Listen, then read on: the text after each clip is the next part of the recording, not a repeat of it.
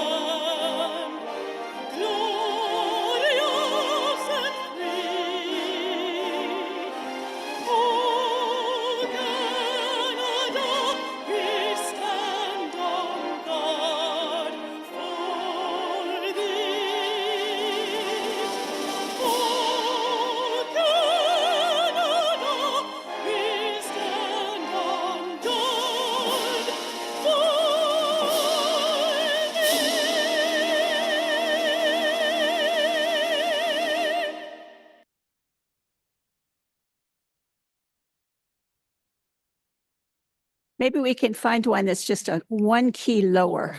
It's a little high for most of us. Okay, our first item is approval of the agenda. Moved by Susan Irwin, seconded by Bill Everett, that the agenda for the regular meeting of council to be held on March the 11th, 2025 be approved as, are there any amendments? No, there are not, Madam Mayor. So be approved as presented. Any discussion? All those in favor? Carried. Is there any disclosure, pecuniary interest in general nature thereof of any item on tonight's agenda by any member of council? Seeing none, we'll note that in the minutes. Moved by Nikki Gowdy, seconded by Philip Smith, that the minutes from the special meeting of council held February the 12th, 2025, and the minutes from the regular meeting of council held February the 25th, 2025, be approved as presented. Any discussion or amendments? All those in favor? Carried. Mayor's remarks, just a few. Polar Plunge is coming up at the end of the month. The spot has changed a little bit. It's now going to be at the beach, but they're going to have a hot tub on the beach to get warm after, which is new. So we need to go out and support those people that are jumping and raising money. And I think Councillor Irwin is one of those people. Is there anyone else on council that's jumping? Cindy. Okay, so we'll be there. Some of us will be there to cheer you on, Susan. St. Patrick's Day is coming. There's some events happening around. It's amazing for a small town. We do have events that happen on these occasions. So kudos to those who organize and make things happen. Parham Fair Board is still looking for donations. There's a breakfast coming up this Saturday, next Saturday, 26th, 22nd. And that is at Coal Lake Free Methodist Church, corner of White Lake Road and 38, and it's from 8:30 till 11, and it's by donation. Great. Sometimes that's better than an admission charge. And the other thing I want to say is that two of our staff have been taking courses. Abigail has finished the primer on planning and received a final grade of 94.3%. And Jody has finished the module of financial FIRs and received 100%. So both the gals, congratulations and keep up the good work. I'm sure I got 100% at one point, but I'm sure we all did, right? Maybe. Anything else to add, Deputy Mayor? Thank you, Madam Mayor. No, I do not. Duncan? Yes, Madam Mayor. So I have a hard time saying this without smiling, but the District 3 Rec Committee has rented a helicopter for Easter weekend, and we're going to be doing an Easter egg drop at the Charlotte Lake baseball field. So it's going to be a pretty huge event. And so I just wanted to let everyone know lots ahead of time, and there'll be more details to come in the next few weeks. Can I pass this around? All of council has one. Oh, they do? And it'll be Okay. coming out on Facebook later this week. Excellent. Lynn? Thanks, Madam Mayor. And in keeping with the polar plunge that's happening in Charlotte Lake, the Kennebec Rec Committee is doing a Fool's Plunge on the 29th of March in Arden at the Mill Pond. And it's a fundraiser for the Sports Center in Arden. I like the name. Well, the last 2 years we've done it on April 1st. But this year we've decided that it is a work day and we wouldn't have as many participants. So Oh, good. it's on the 29th at 10 o'clock in the morning. So anybody that wants to come out and watch or come and join in, there are sponsor sheets there are quite a few children that are participating in it as well as adults. And are you two jumping? No. I'm there for support. Just thought I'd ask. Okay, anything else, Susan? Just a reminder for this Saturday that the North Frontenac Little Theatre and the Masonic Lodge are hosting a dinner and dance at Oso Hall. Okay. All right. No public meetings, we do have a consent agenda. And I have a motion moved by Duncan McGregor, seconded by Cindy Kelsey, that council approve items A through F for information as they are considered routine items. Any discussion? All those in favor? Carried. And there's no deferred items, so we are at staff reports. And our first one is Planning, Frontenac County Planning Services 2022 to 2024. And Joe Gallivan is with us. Welcome, Joe.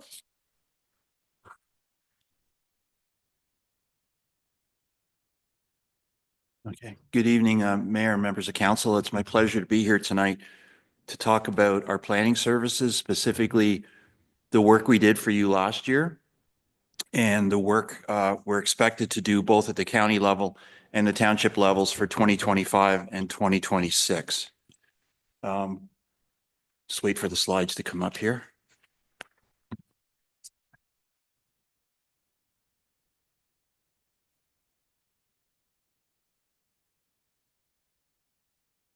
One thing I would like to convey to council before the slides come up. So I'll go through our hours and just under 670 for your township. The thing that you should be aware of, if you're not, is that your staff, Abigail in particular, put a lot of time in as well. It's not just the planners that are doing the work. Abigail and sometimes Kathy, depending on the project. This complexity of it, get involved. And I would say if we've put 670 hours in of planning work last year, probably your staff have put in 150. And they make things more efficient for us, which saves our time and our hours. Yeah. And we really appreciate the collaborative work that we do with your township. So for example, today, our planner, Jenny Capusta, was up here for the day, and she spent the day with Abby, and they met with people, but they were also doing site visits together. So they both see what's going on the ground, and that's much appreciated.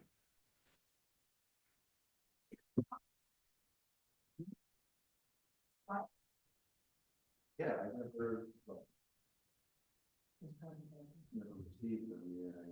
They're on the agenda, aren't they?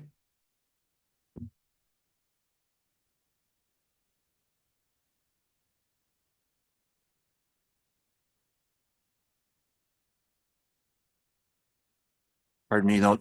You have the memorandum that I send out to the CAOs every year that gives a detailed billing and the rationale behind that. But no, I just want to speak to the slides to give you the high level. I think that's the work plan, probably, right? Mhm.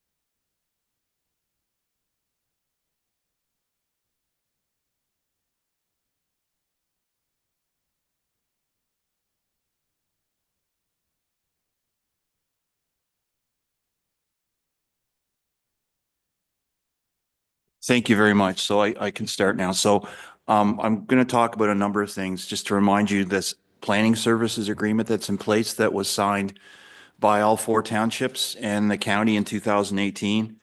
I'm going to review our workload from last year, both specific to the work we did for your community as well as the work we did at the county level. And then what's in our work plan for 2025 and 2026, which is always subject to change, but we're trying to have a compass pointed in the right direction. Next, please. So the agreement itself was signed by all 4 townships in the county. We started doing planning services for the townships in 2012. We started with Frontenac Islands, and then eventually was asked to do it here, and then North Frontenac.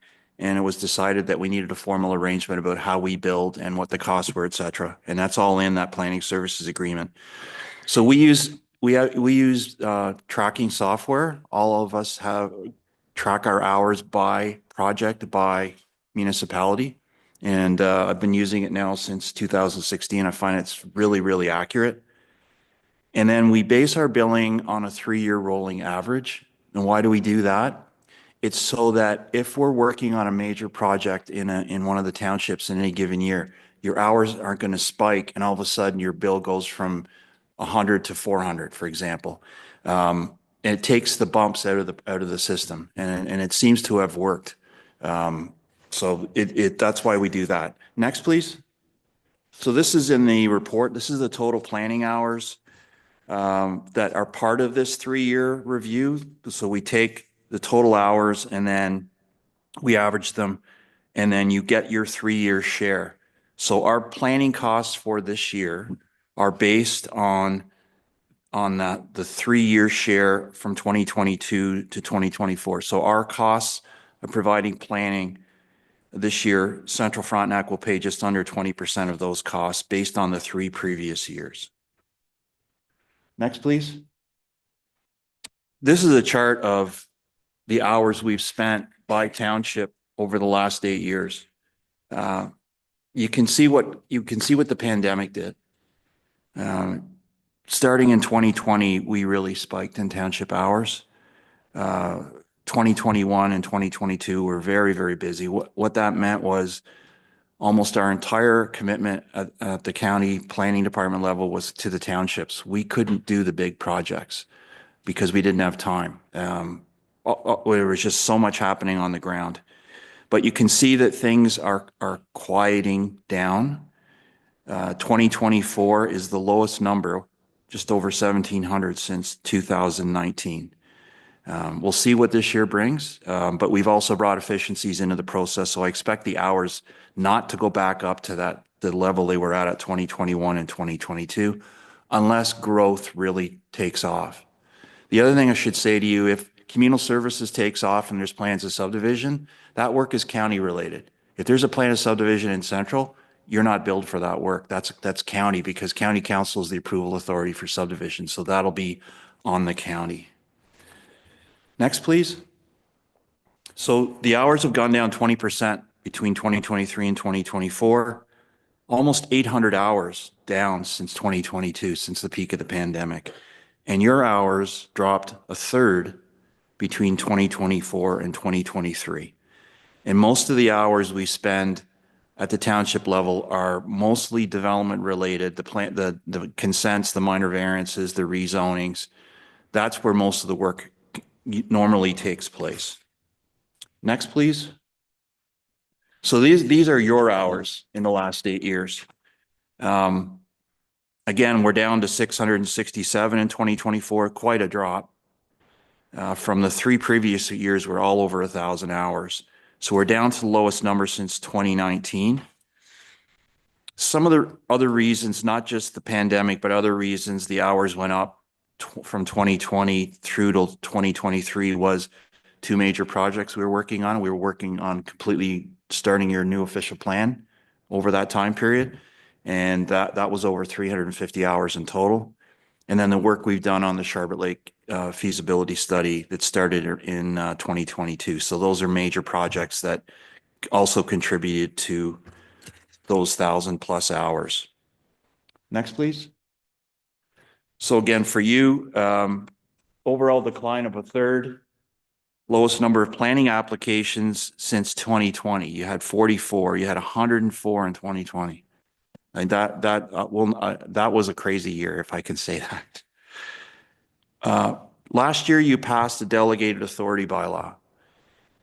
That has made a major difference in the hours we have to put in on planning applications. And if you recall, the delegated authority is for consents that are fairly straightforward. If somebody's coming forward for a lot addition of 5 feet, or they want to add a piece of land to their back, or they're doing a severance that meets all the zoning rules, etc. Those files are circulated to the neighbors. If there's no comments, then a decision is made to let staff deal with them. There's a small report written, but you don't have to hold a public meeting. We don't have to write a full planning report to justify our recommendation. There's no appeal period. So there's a benefit for the property owner as well. They don't have to wait out that appeal period. So of your 44 applications last year, 19 of those, over 40%, were through delegated authority. And this year will be the first full year for 12 months that we'll be using it. So it'd be interesting to see what the impact is coming through for the end of the year. Next, please. So just to break down some of the hours, pre-application meetings, about 150 hours, 23% of the total. They do take time, sitting down with people. You know, we are committed, your staff are committed to having face-to-face meetings with people if they want in your office. About 140 hours of report writing. Again, because of delegated authority, that went down. In the year before, over 200 hours was spent writing reports, so it's down to 140 hours. The Charlotte Lake project, we only spent 20 hours last year. The year before, we spent 130. And then we've already spent a few hours on your request to look at additional severances. And as I put in the report back in December, if we move forward with that project, we are estimating it's going to take between 100 and 150 hours of our time. So on that note, with these 2 projects, we'll be coming back to you at your next council meeting with a report for the Charlotte Lake School site on potential permitted uses for you to review. And then in April, we'll be coming back with a report on the idea of allowing more severances with some preliminary numbers that we've got working with Abby and working with GIS that will show you what's been happening on the ground the last 4 or 5 years and how many vacant lots you have and where the severances are happening in your community, just to start the conversation and get the direction from you. Next, please. So this is the total number of applications over the last 8 years. And again, you can see what happened in 2021. Of those 174 applications in total, 104 were right here in Central. And then it's dropped consistently since that time. Next, please. So the total number of applications, again, declined for a 4th year in a row from 174 to 94. Central, you're down 10 from the year before. North had a slight bump of 2, and Frontenac Island's down 6. That's down 60 total since 2021. The one thing I would caution you when you're looking at these numbers is that all applications aren't the same. So for example, I'm going up to North Frontenac Council on Friday, and we've dealt with 2 very complicated planning files last year. And those 2 files alone represent 25% of our total hours in North Frontenac. So it's not just numbers, it's about complexity. Most consents are straightforward. Sometimes, as you know, a committee of adjustment, additions to cottages, depending on the size, where the cottage is and so on, they can be contentious. But the numbers tell one story, but the complexity is another story. Next, please. So there's the total number of applications we dealt with across Frontenac last year. And again, year number 1, 44, North had 40. But 41 of the total number of applications that our team worked on, just under 100, were delegated authority. So that's working, and it's saving time in every municipality. But I think it really particularly had an effect on your 34% decline in Central Frontenac. Next, please. So these are the hours spent doing county work. So that would be anything to do with reports we do to County Council on planning, plans of subdivision, the work that we've been doing on communal services, the work we're coming forward with a complete overhaul of our natural environment study that will be part of the new official plan for the county, those kinds of things. So again, you can see we're finally back over 2,000 hours since 2022, and you can see how COVID affected the drop in our hours in 2021. And the last 2 years, we've had over 50% of our work has been county work. And I expect that number to stay or go up higher, which is a good news story because we're doing major projects that will benefit everybody. Next, please. So we actually had a decrease in total hours at the county. And as I mentioned in the report, the main reason for that is that one of our planners, our senior planner, Dmitry Kryliovich, he was on paternity leave and he was gone for 12 weeks. So that's a lot of time off. We did bring in some extra summer student to supplement his work, but again, we do not bill anybody for summer students. So that's why the numbers went down, but that's why the total number of hours at the county decreased. Of those total number of hours, my hours were over 820, and that involves as a position of director managing the department, but also doing county work. And of those 800 hours, I put 400 hours into the communal services project. It's been a long haul. I think so. The community planning permit system project, which we're working again, if you remember, you have agreed to invest, all 4 townships agreed to invest, and we're managing that project. And essentially what that project is to have a new tool in place to better protect your lakefront. We're working with the consultants and with township staff right now. Last year, that was over 150 hours of work. It's going to take most of this year and possibly next year to get it to a point where everybody feels comfortable that they're ready to implement this. It's like a zoning bylaw, but it's even a little more complicated, but it'll really protect your waterfront. And then South Frontenac's doing a new official plan, the first time in 25 years. It's a major overhaul of the plan. Ms. Bolton has been leading that. And last year we spent 75 hours reviewing that. We've already burned another 50 this year. It's a major challenge, but that hopefully gets completed by the first quarter of this year. Next, please. So here's what we're hoping to work on the next 2 years. Getting the community planning permit system in place and running. The communal services work will continue. I still work with the utility. I'm not sure if you're aware, the utility just hired a chief executive officer who has started. But in my time with that group will probably decline. Having said that, if you remember, I brought a report to you in December about amending your plan for you to decide where you really want this kind of development in your community. We are going to hold a public information session on May the 8th, Kathy. So it's not a formal public meeting, and it'll be advertised. It'll be at night, and it'll be our team talking about what these things are, why they can help build the community.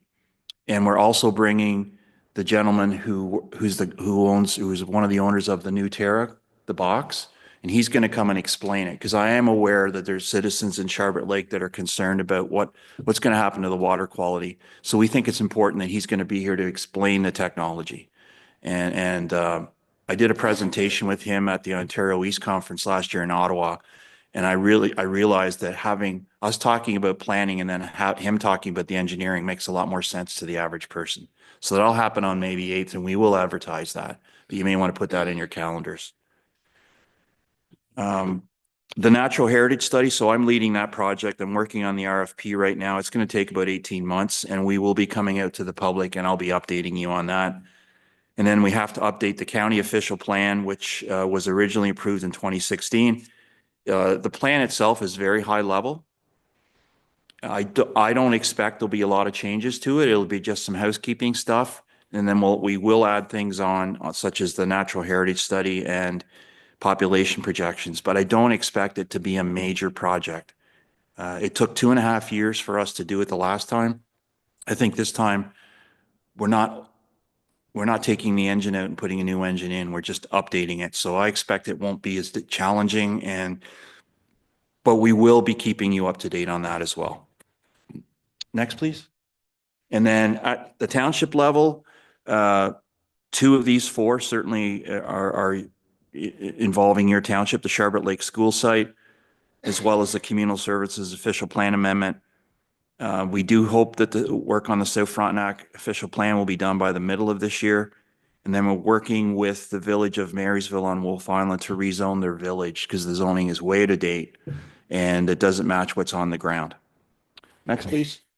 So some of the things we don't know what's going to happen this year that may affect our work. We can't say for sure how many planning applications are coming in. I'm hearing already from our staff that it's busy here and it's busy in North. Not as busy on the islands, but you're already busy here. Again, I've already talked about what happens when we get a complex application and how much time commitment it can involve. I can't say for sure the province is going to come up with more changes to the planning rules, things like that. There may be appeals on files. I'm almost certain there'll be an appeal on a file we're dealing with in North Frontenac, and that takes up a lot of staff time. Possibly some subdivision applications, but last year we only spent 20 hours of work on subdivisions because we were just finalizing plans of subdivision, and we've had no consultation so far this year from any proposal. And then the work we're going to be looking at doing for you on severance policies. So I hope I've covered everything. I think that's it. And I'll be happy to take any questions you have. Okay, lots of work. Okay, questions or comments? Philip? Thank you, Madam Mayor. Joe, you had mentioned the severances and bringing something back to council, but it wasn't part of the work plan for 2025? It's in there. Yeah, it's in there. But the list of projects for the township, it wasn't one of them? No, because we need a firm decision from your council. We need to give you more information for you to decide if you really want to move ahead with this project. We've already advised you, we think it could take up a lot of our time, and we need to get the Charbot Lake project done. And in our opinion, that's a major issue, and also the official plan on communal services. So you really have to make a decision on this, and that's why we need your direction come next month. If you say yes, we're going to do it. Okay. And we have hired a summer student.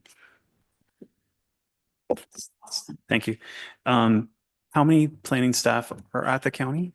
There's myself, there's the manager of community planning, which is Ms. Bolton. the senior planner, who's Dimitri, and Jenny, who's the community planner. So 4. Yes. And I understand that Abby is pulling some information about what we have as far as lands available that have been severed or created. That's correct. So we're going to get that information. Yeah, we do. Abby's been working with our GIS, and we've got some maps that we're gonna bring to you in next month. It'll be good to see the overall picture of what's out there that we really don't know. Susan. Through Madam Mayor, thank you, Joe, for your report. With respect to communal services and where development should occur, I just want to remind council of the findings from Capital Park Consulting when they did our strategic plan. And they noted the importance of the township maintaining a focus on the bigger picture was underscored by the various groups and surveys that were done, highlighting the necessity of long-term planning and strategic vision for the community. So I was quite excited to see in your report to the CAO that you stated. Also, planning staff will be working with all 3 townships to prepare official plan amendments to support the use of communal services and to provide guidance in areas where each township would support this type of development. And the one thing we heard was that people want managed development. So I think the public meetings you're proposing and asking council to think whether we want to focus on the micro level with severances or take the big picture view. I guess you know where I'm landing, but that's a debate for another day. So thank you, Joe. But certainly something we need to be thinking about in our own communities as to where development might happen and how it could happen. And that's what Joe's going to be asking us to put down at some point. Not too long from now. This year for sure. Yes. Okay, any other questions or comments? If not, I have a motion. Actually, we've got 2 motions, but they're kind of repeating, so I'm going to skip to the second one. Moved by Bill Everett, seconded by Nikki Gowdy, that council receive the 2025 planning work plan presentation from Joe Gallivan, Director of Planning and Economic Development with the County of Frontenac for information. Any further discussion? All those in favor? Carried. Thank you, Joe. No, thank you.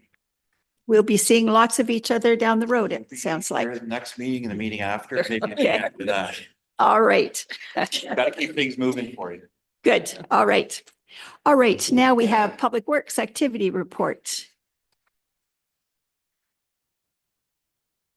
Mr. Gould, who's all rested after his holiday in the warm weather on his bike, leaving the rest of us in the snow and the cold. I'm going to read the motion and then we'll talk about your report. Moved by Philip Smith, seconded by Duncan McGregor, that council received the February 2025 Public Works Activity Report as presented by the Public Works Manager for information. Questions or comments? Seeing none.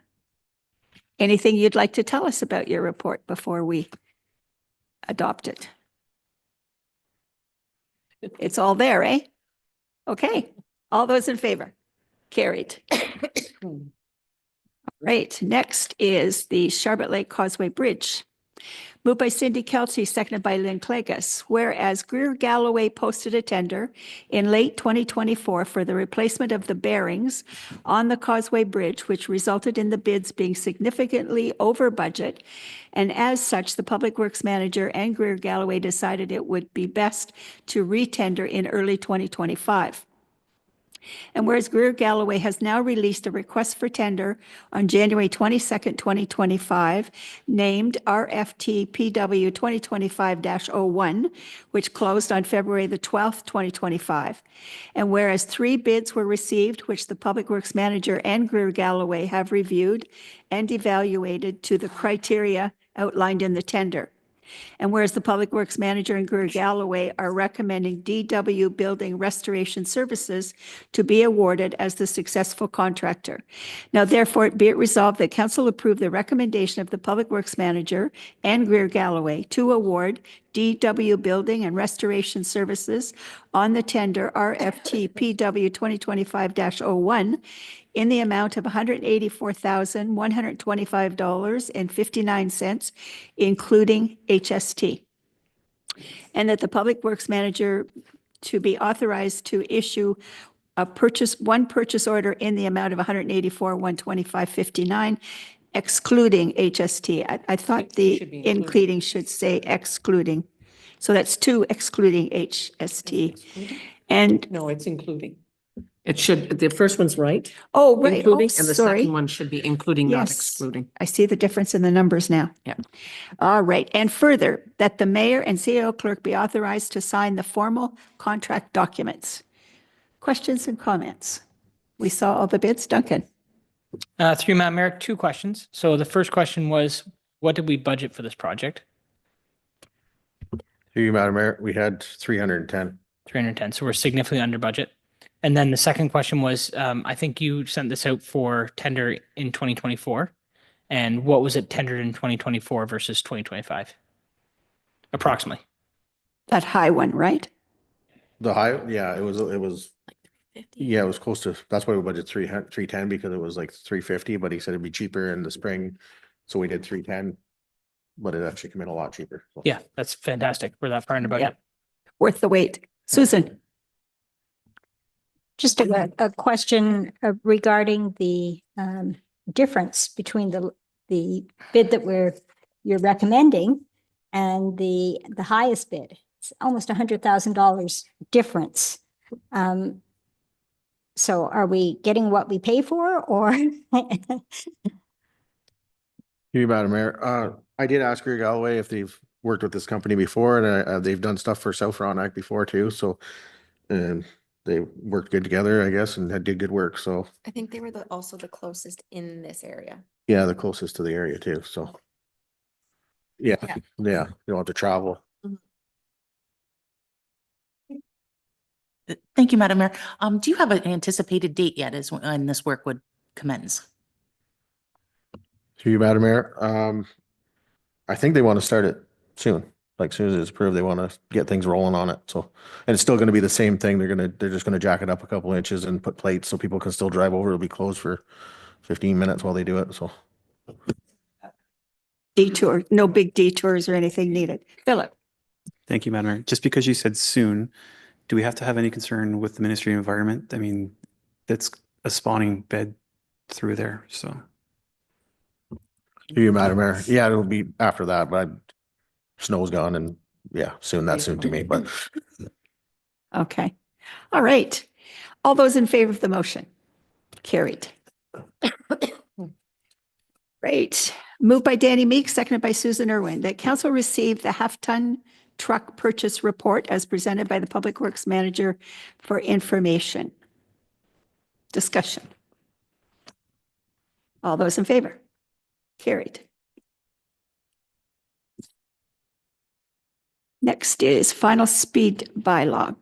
Moved by Philip Smith, seconded by Bill Everett, that council receive the final speed bylaw report as presented by the Public Works Manager for information, and further that council approve bylaw 2025-10, being a bylaw to create updated speed zones within the township, and consider passing said bylaw later in the meeting. Kathy? Okay, we have a couple other questions. My recommendation is certainly for council is that we defer this till the next meeting to allow both Steve and Jody, because she's away right now, to review. Councillor Everett had sent us an email in regards to their association and their roads that's in there and the possession. So we need a chance to, staff need a chance to look at these and then bring it back. Is that correct, Councillor? Bill, do you want to elaborate on that? Thank you, Madam Mayor, and yes, CAO. Our subdivision is all municipally owned unassumed roads. And as such, we cannot buy them with our board. So we have to either follow the provincial default, which are 80 kilometers an hour, or talk council into bylawing them at a lesser speed. Don't think you'd want to be driving 80 kilometers an hour. Not where we live, no. So they are township roads, even though they're not assumed. We deeded them to the township in 2010 in lieu of parkland fees. So they got approximately 14 acres, I think it was, and about 14 kilometers of roads. All right, so are we okay with deferring till we can get more information on that? So we're voting to defer. All those in favor? Okay, it's deferred. All right. Next is emergency services, personal protective equipment. Thank you very much, roads folks. And Chief is with us tonight. I have a motion moved by Duncan McGregor and seconded by Lynn Clegus, and it's a long one. The council approved the recommendation of the manager of emergency services / fire chief to accept the quote from AJ Stone Incorporated for the supply of 10 complete sets of personal protective equipment in the amount of $39,270 excluding HST. And whereas the strategic plan and fire master plan speak to ensuring equipment and infrastructure are in place to support emergency operations. And whereas the manager of emergency services fire chief has reviewed the inventory of PPE and is recommending purchasing 10 complete sets of PPE from the same supplier, AJ Stone Incorporated, as previously purchased in 2018. And whereas the current procurement policy allows for purchasing with council approval when it is necessary to ensure compatibility with existing products or to avoid violating warranty guarantee requirements when service is needed.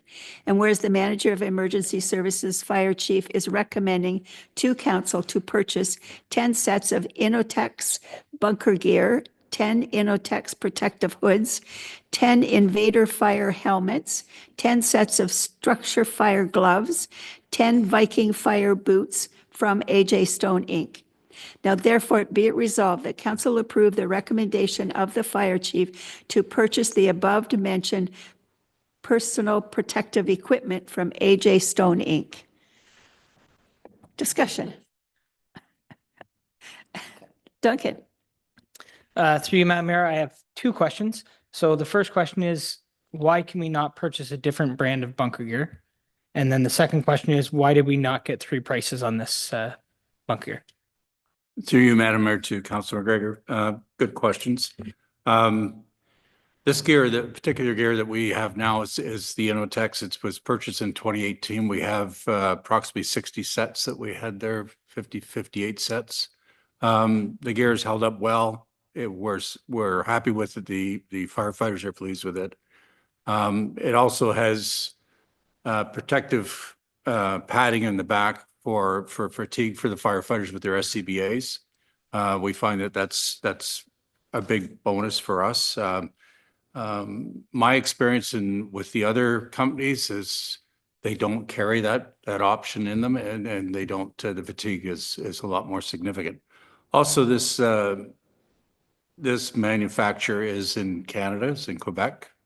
So we already have a rapport with this company.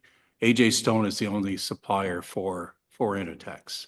So it was on my decision that we would be best off financially and to expedite the process. So we received 8 more applications for firefighters since the last budget session. So that's why I didn't have this in the budget. So that's sort of in a nutshell what I've got for you. Thank you. Okay. And there's still time to put it in the budget as well. Yes, that's my plan. Yes. Yes. Okay. Any other questions? All those in favor? Carried. Thank you. Okay. All right. That's it for you. Now we have development services. Andy. I have a motion moved by Danny Meek, seconded by Nikki Gowdy, that council received the construction detail report for February 2025 for information. As Joe said, your work has not been all that much compared to the past, but that's not what you feel, right? Yeah, so there's lots of open permits that are ongoing from the That you're previous still years. working on? Yeah. Okay. Questions or comments for Andy? What do you think's going to happen with the tariff business and building in our area? It's really hard to say. I don't know. I'm talking with other CBOs that most areas are down right now compared to other years. So it's we'll just have to wait and see. Might be a catch-up year to get the paperwork done. It could be, yeah. Let's hope not. We need the assessment, but okay. All those in favor of the report? Carried. Thank you. All right.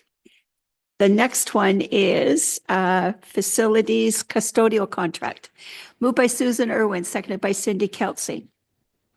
Whereas the township currently contracts custodial services to Cassandra Vinkel for Oso and Hinchinbrook and Hinchinbrook Elaine Fleeler for Olden and Kennebec.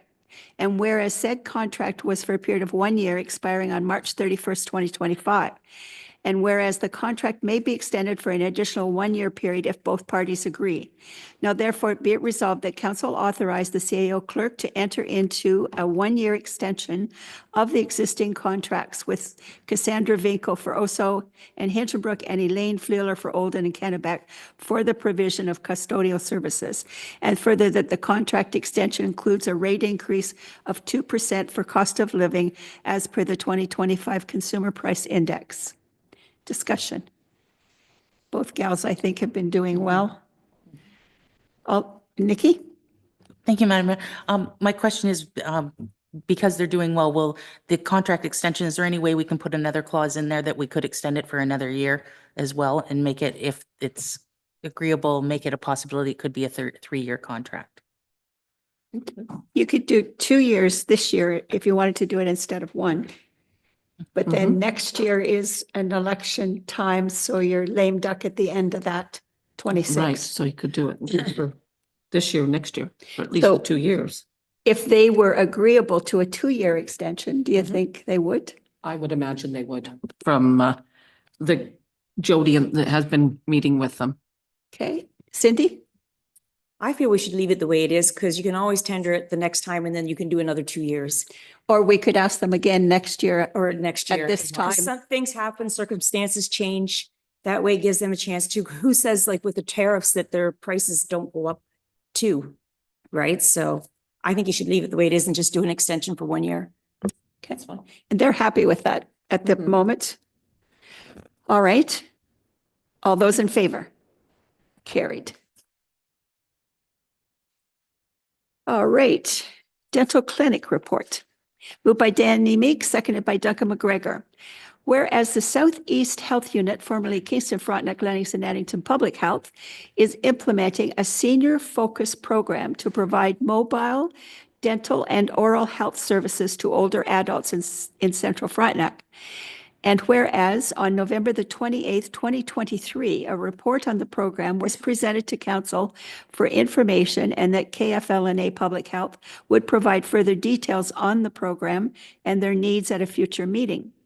And whereas Sarah Donnelly, the program manager, has submitted a request on February 24th, 2025 for permission to use the community halls, including washrooms, and to waive rental fees for the initiative. Now, therefore, be it resolved that council grants permission to the Southeast Health Unit to utilize the Charlotte Lake, Arden, Olden, and Piccadilly community halls for the senior-focused mobile dental and oral health program. And further, that council waives all rental fees associated with the use of these facilities for the purposes of the program once per month. And further, that council authorize staff to coordinate with the Southeast Health Unit to facilitate scheduling and logistical arrangements for the program's successful implementation. So I guess that means we'd have to take a look at what days they want and what's already booked. Absolutely. So I think Abby's on this one, looking after it with Sarah. And as mentioned, they will be using their mobile dental for the actual work of it. They just want to have access so they have washing facilities. And that's really why they want the halls. Lynn? Thanks, Madam Mayor. I see towards the beginning of it, it mentions that they were going to come back to provide further details on the program and their needs at a future meeting. Have they scheduled anything yet for us to find out more about it? Okay, that was the resolution from 2023. So now this is why they're coming back now. They were supposed to come back in 2024, but they did not. They're coming back now, and this is what they're proposing. So this is the information from 2023. 24, yeah, from 2023 that they were to come back with. Duncan? What I hear from our residents, specifically when it comes to the OSA hall, is the OSA hall is almost impossible to book as it is. So is there a way that we could allow use of some of our halls that don't get used very often while preventing the use of the Charlotte Lake or the OSA hall, sorry? We'll have Abby was speaking with them on. Through you, Madam Mayor, to Councillor McGregor. In speaking with Sarah Donnelly, the intention for all 4 halls was to provide flexibility, but the focus is to target areas that don't have access to dental services that we do here in Charlotte Lake. So ideally, they will be focusing on Arden, Olden, and Piccadilly, but they didn't want to exclude Charlotte Lake in the event that they possibly would have one here in the future. That way, they wouldn't have to come back to council. And they would be booking through the same process as everyone else. So if I understand you correctly, the intention is not to use the OSA hall a lot. Right. It just might happen once or twice throughout the year. That's correct. And we might even be able to arrange, depending on who the renter is, that the mobile unit could still be out there and washrooms could be used if there was a break or something. It's certainly there's lots of seniors that don't go to dentists, period, that would come to this. Nikki? Thank you, Madam Mayor. I just want to back you on what you said. There are a lot of seniors that are struggling to get into Kingston to their clinics in Kingston or in Napanee, and transportation's an issue and the cost is an issue. So having something like this in our communities in the underserved areas of Arden and Mountain Grove and Piccadilly would be very, very fruitful for our seniors. And even though there's seniors dental cards now, depending on your income, you still have to pay a portion, where this would be free, and I don't think it's needs tested. No, and Abby has another. Abby? Through you, Madam Mayor. I just also wanted to mention to council that they also have made an agreement with North Frontenac for a similar use of their facilities or parking lots. I'm not exactly sure the details of the agreement, but they do offer that service in North Frontenac now as well. So it would be great to have that in Central. Good, good. All right. All those in favor of the motion? Carried. All right. Committee and other reports, none. Communications, correspondence, none. Bylaws. We have moved by Lynn Clegg, seconded by Philip Smith, that bylaw 2025-09, being a bylaw to appoint a committee of adjustment for the 2025 year, be read a first, second, and third time, and finally pass this 11th day of March 2025. All those in favor? Carried. Cannot meet unless we're legal. This is the speed bylaw, so we're not going to be dealing with that one. That's deferred. That's deferred. Okay, we have notice of motions. Councillor McGregor, reconsideration of pickleball resolution. And I have a motion. Is this the motion? Moved by Bill and seconded by Susan, that council reconsider the following motion passed at the January 14th council meeting. Yeah, and then we'll have to. Oh, right. So we have to get 2/3 of a vote to reconsider it. So We've done that's, that. we've done that. So now it's just a discussion. All right. And the motion was, the Pass rest, the the other first part of that The motion was that council deny the use of the Piccadilly Hall for pickleball use due to the cost of the repairs that happened in 2024. That was the motion that That was we're denied. bringing back to Correct, for reconsider. Yes. Duncan, would you like to speak to this? Okay, so all of the council has been here for the past month when we've discussed this. This was just a miscommunication between a few different parties. I definitely think it needs to be reconsidered. Madam Mayor, I just want to clarify. So the motion is to deny the use. Yeah. So we need to defeat this motion if we want to allow pickleball to be able to be used in the hall. That's my understanding. Yes. We would need a new motion to allow that motion was already dealt with. So this is a new motion now to deal with a reconsidering of the use of the Piccadilly Hall Okay. for pickleball. So we need to write a new motion. Yes. Okay. Yes. Discussion on using the Piccadilly Hall for pickleball. Kathy, do you want to just write it? You're going to do a Nikki. nicer job than I am. Thank you, Madam Mayor. First, I'd like a recorded vote, to request a recorded vote on this. Sure. And I borrowed a pickleball. I don't own a pickleball. I borrowed a pickleball for everybody to see who's never ever seen a pickleball. So I'll pass it around to see what exactly we're talking about here on potential damage. I spent the afternoon hitting walls with it. I was going to hit you to see if it worked. Okay, Great ahead. Said never played it. I never have either.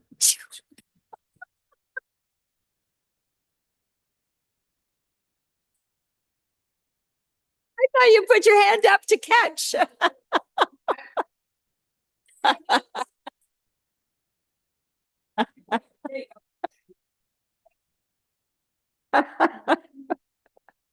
Lynn, I just, along the discussion of having pickleball being played inside of any halls, if it's a program that's run through one of the rec committees, is it not fair to say that if the rec committee was made aware of damages that were caused, that they would be looking into how repairs could be made? And it doesn't need to be a policy that, aside from that, that the rec committee would take responsibility for damages done, if any were to occur, and look after, touching up the wall with whatever would have happened. Not that the pickleball necessarily caused much damage, but what's the next thing that could, because there are other activities that go on in the halls too that are run by many of the rec committees. So I guess we'd need to ask Andy that question. Is it reasonable that the rec committee goes in with paintbrushes and paints the walls if there's damage? Through you, Madam Mayor, yeah, it's really up to council, it's good to see the halls being used. I'd rather see them used than sit empty, but I don't like seeing damage to them either. And it really is hard to prove who does what damage unless it's severe, like it's challenging, but. Okay. So Andy, would you suggest then, when they do this resolution, that maybe council can consider, depending on the scope of, if there is some damage to it, that they're notified, and we know we have some other area that we're working on, as to be able to make sure that we have checked the hall, that maybe put in the resolution that they be aware and be responsible for something. I would think that that's reasonable. Do you agree with that? Yeah, I think that's reasonable for any renter. Maybe we can talk to the custodians and have, make sure that they notify us as soon as possible when they notice damage, and then it makes it a lot easier to track down where the damage come from. Okay, Philip? Thank you, Madam Mayor.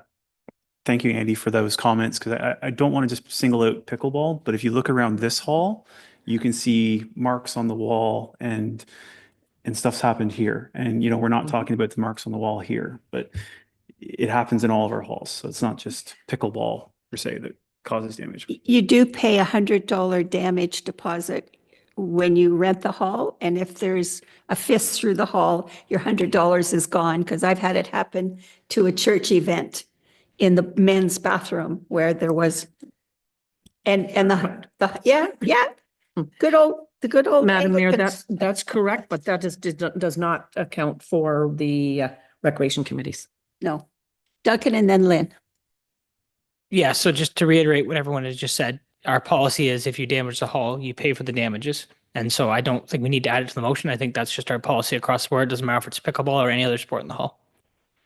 But these people aren't renting it. They're using it because they're part of our rec committees. And if they damage it, then we'll deal with the damages as it happens. Okay. Lynn. In any event, yeah. And I'm not sure, is it the policy right now that the custodians are supposed to take a glance around and look for damages? Is that part of their job? Because I think it should be. And Should be a checklist, eh? yes. Yeah, through you, Madam Mayor, it is in the agreement Job with them. duties. But yeah, the communication is key to stay on top of things. We could also ask the cleaners who are the first in after a rental or after a use, if they see something as well. Yes. Yeah. One set. Yeah, aren't they? Well, They're the no, custodian. I was thinking about our facilities person Oh, who should be accounting for that stuff. yeah.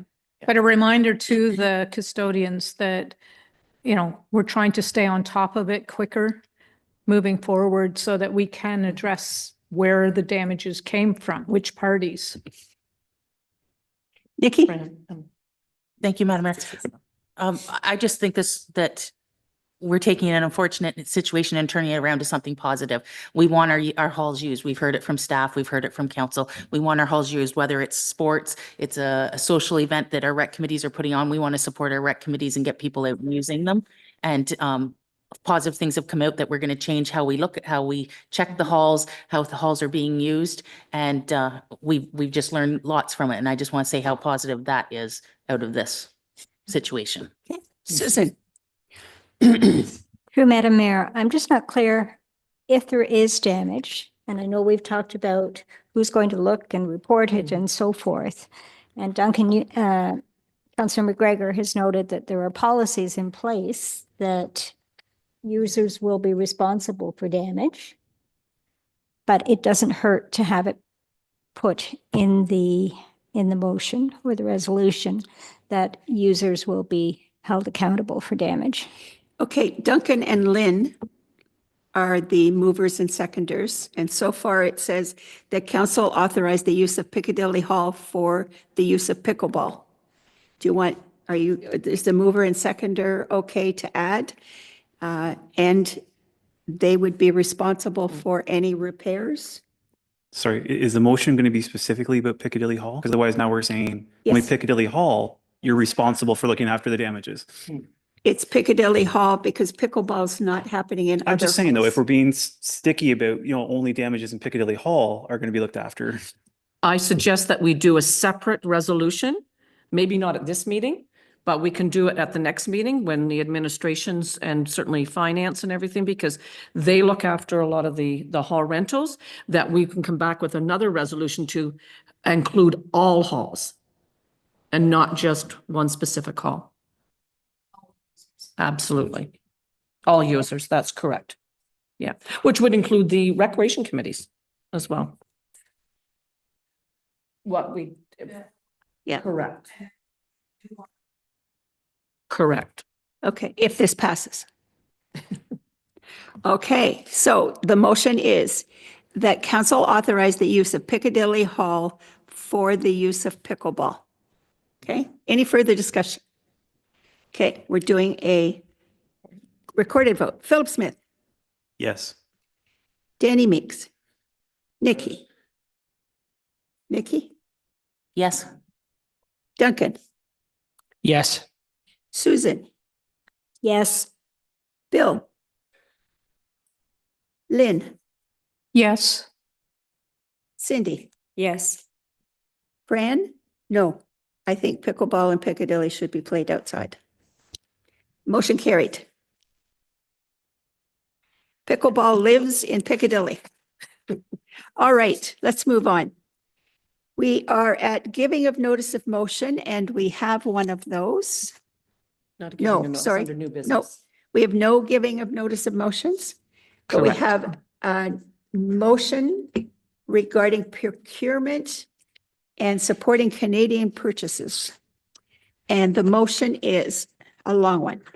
Moved by Duncan McGregor, seconded by Nikki Gowdy.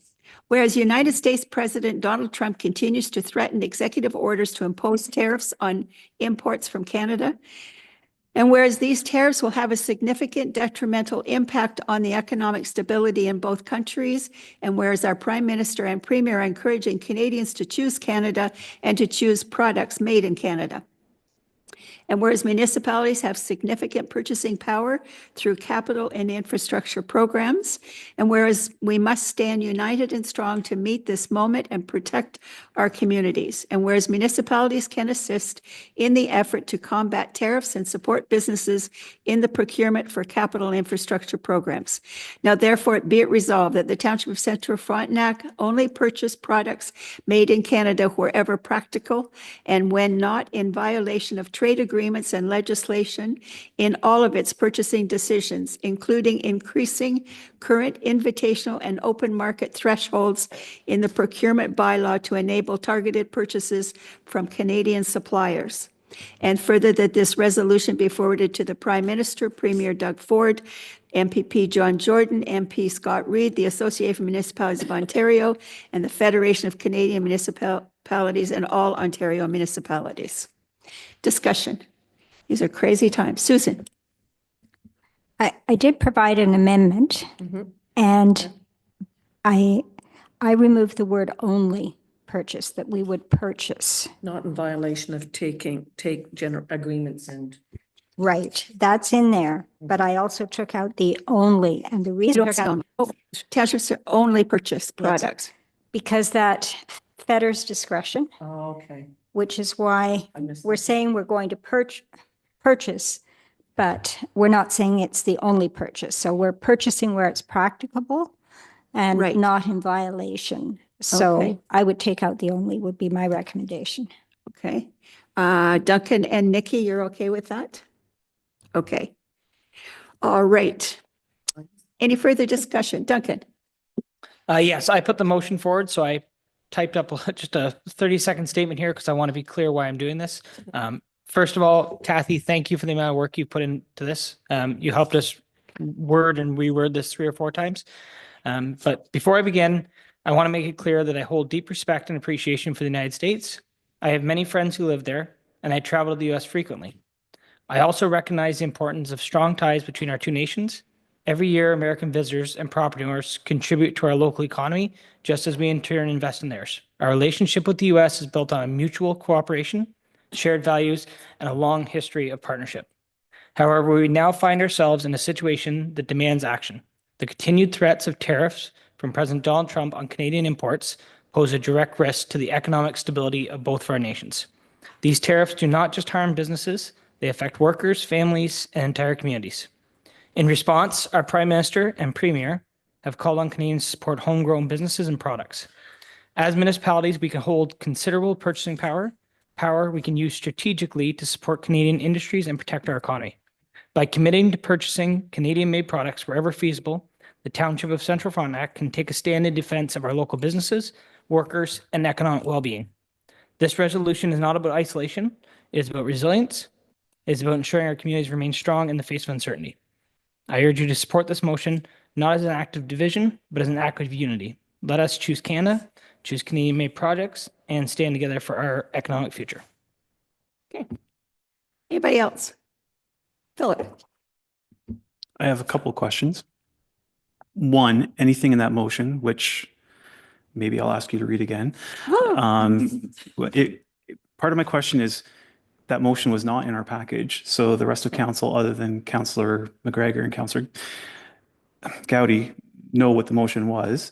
So I'm just wondering why it wasn't included in our package and why, everything else we're looking for lead time to understand what we're going to be voting on tonight. And my second question is for the treasurer, seeing that he's here tonight. Anything in that motion violate anything that we currently have in our procedural, not a procedural, but a procurement bylaw that we need to address.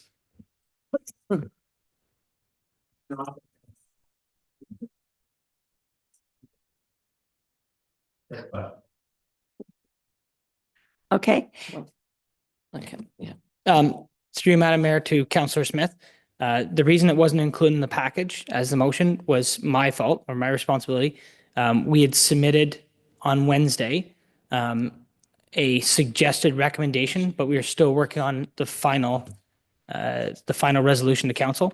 In our procedural bylaw, it allows new business to be brought directly to council if it's a time-sensitive matter. And this particular issue, I believe, is time-sensitive. Our premier and our prime minister have been kind of flip-flopping on some of their decisions, and we need to act swiftly. We can't wait for the normal notice of motion a councillor has to give, which will push us a month down the road before we can make a decision. That's correct. Susan.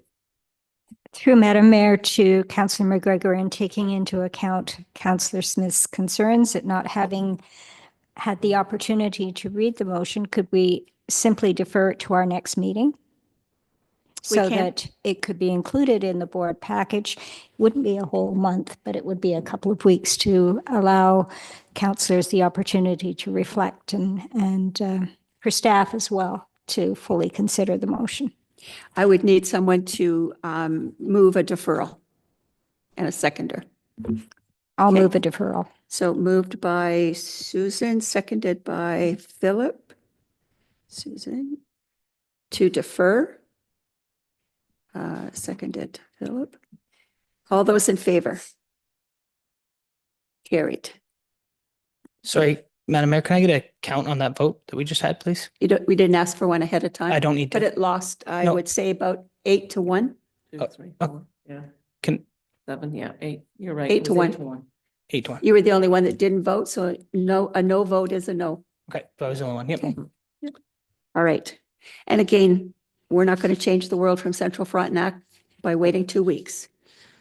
So that is deferred. Okay, now, we are now at a closed session, and would you like to take like a 5-minute stretch? And then we'll go into closed and give folks the chance to go out the door if they need to. Before we close though, we have to do this in open. Moved by Lynn Clegg, seconded by Nikki Gowdy. The council resolve into closed session pursuant to section 239(1) of the Municipal Act to disclose discuss a proposed or pending acquisition of disposition of land by the municipality or local board, section 239(2)(c). All those in favor? Carried.